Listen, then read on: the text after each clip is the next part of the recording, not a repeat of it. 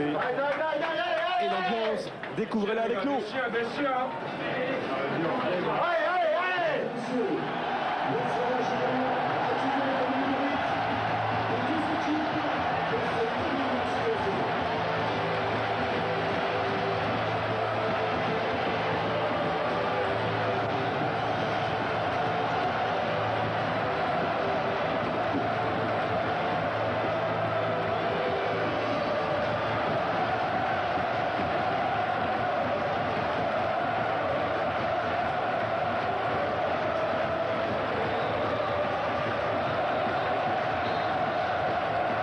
Découvrez le groupe Lensois, entrée magistrale des deux équipes sur la pelouse de Gerland. La bonne nouvelle, j'allais dire la bonne nouvelle, mais plus encore un tout petit peu, c'est que la pluie s'est calmée après une énorme averse il y a une demi-heure, mais la pelouse elle a été bichonnée, choyée par les jardiniers du... À noter, Grégoire, dans cette rencontre, c'est que les deux équipes vont systématiquement vers l'avant. Il n'y a pas de temps mort. On essaye de trouver tout de suite, soit du côté lyonnais, Anderson, Govou dans la profondeur, soit du côté lensois, Morera ou Diouf. C'est vraiment très intéressant.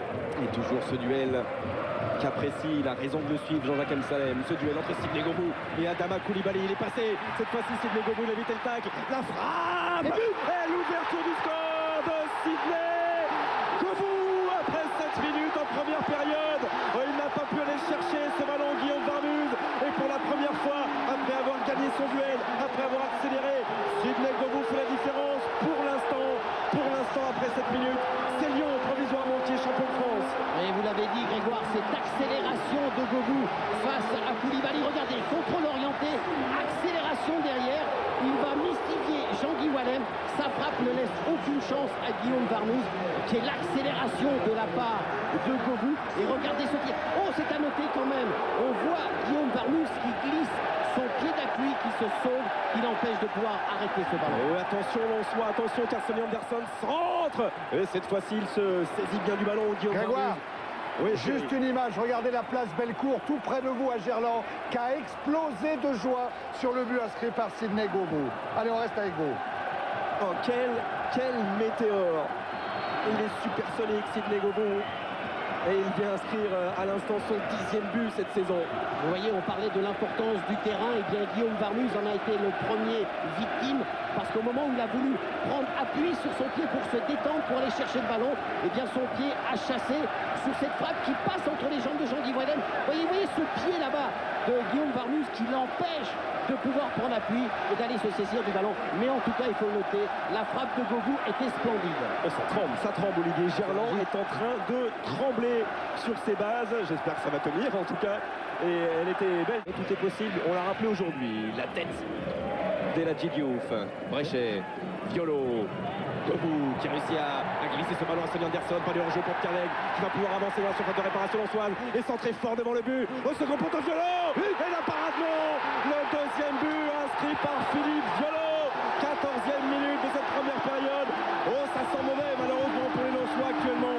Et ça sent bon pour les Lyonnais. Le scénario annoncé par Joël Muller est en train d'être vivant, on va dire. Explosion place Bellecour, explosion à Gerland. Lyon mène 2-0 grâce à Philippe Violo. Elle est bien construite cette attaque lyonnaise avec la déviation d'Anderson au départ. Il a décalé Pierre Legge. Le centre est absolument parfait au deuxième poteau.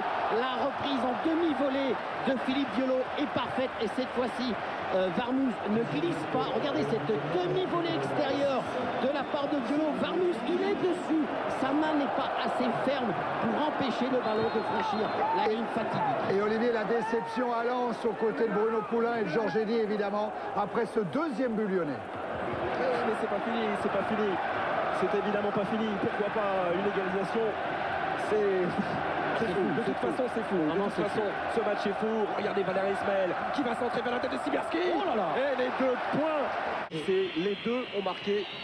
Je crois qu'il n'est pas le seul. Il y a plein d'entraîneurs qui rêvent de ce dans. Pedron, Sibierski au second poteau, il y a aussi Colli. Et la reprise de Jacek Bak. Le Polonais l'avait promis, il allait marquer à l'Olympique Lyonnais, il allait marquer face à ses anciens coéquipiers à Gerland sous une pluie dantesque. Jacek Bak redonne espoir aux 2100 supporters lensois et change peut-être la physionomie de ce match. Ça devient titanesque, 2-1. Voilà, sur un ballon dégagé par les Lyonnais, oui. Ah, vous voyez cette frappe de Bak qui est détournée par Bréchet. Vous voyez, c'est Bréchet qui détourne cette frappe de Bak et qui ne laisse aucune chance à couper. Quelle belle réponse, en tout cas, offre les Lensois face aux Lyonnais. Ils avaient besoin de ce but pour se remettre dans la partie. C'est vraiment un grand désir de vouloir attraper ce titre de la part des Lensois. Oh, la réaction à Lens, évidemment, autour de Giorgini et de Bruno Poulain.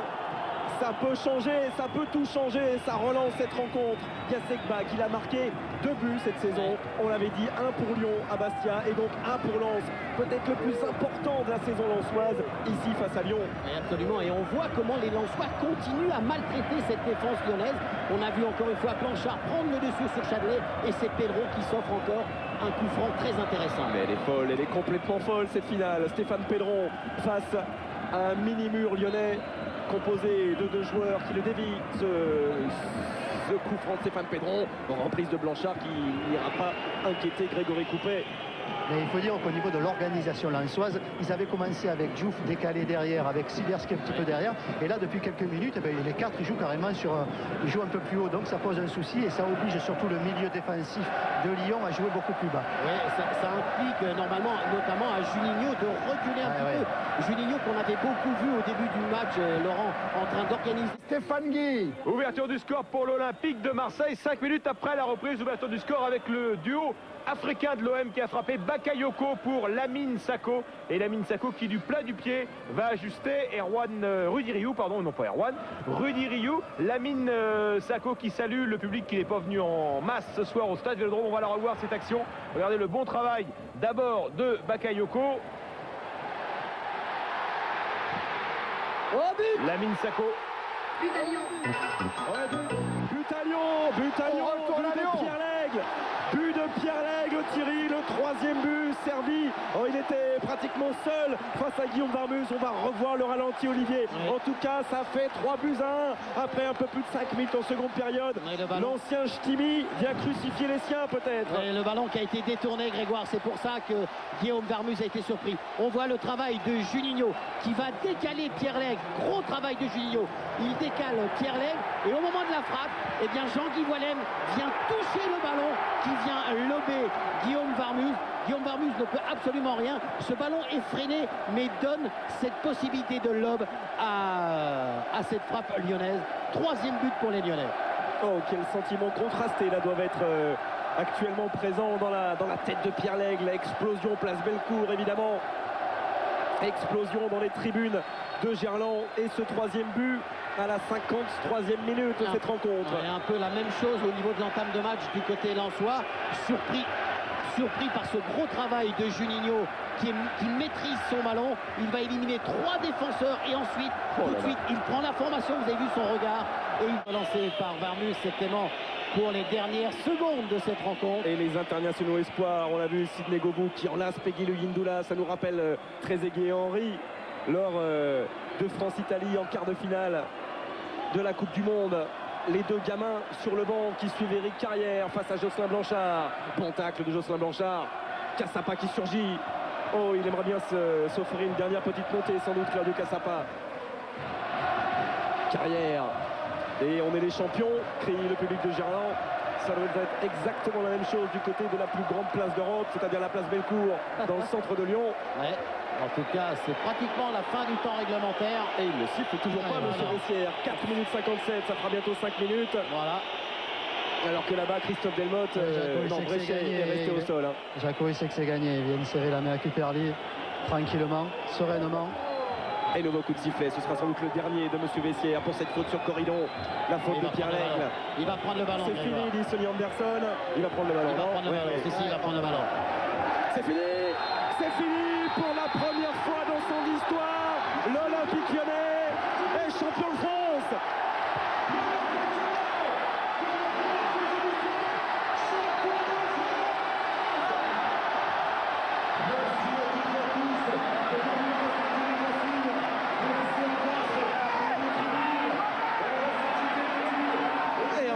place Bellecour. Et regardez aussi à Lens les applaudissements magnifiques des supporters lensois qu'il avait dit déjà avant le match, même si on n'est pas champion, on remercie les 100 et or pour leur magnifique saison.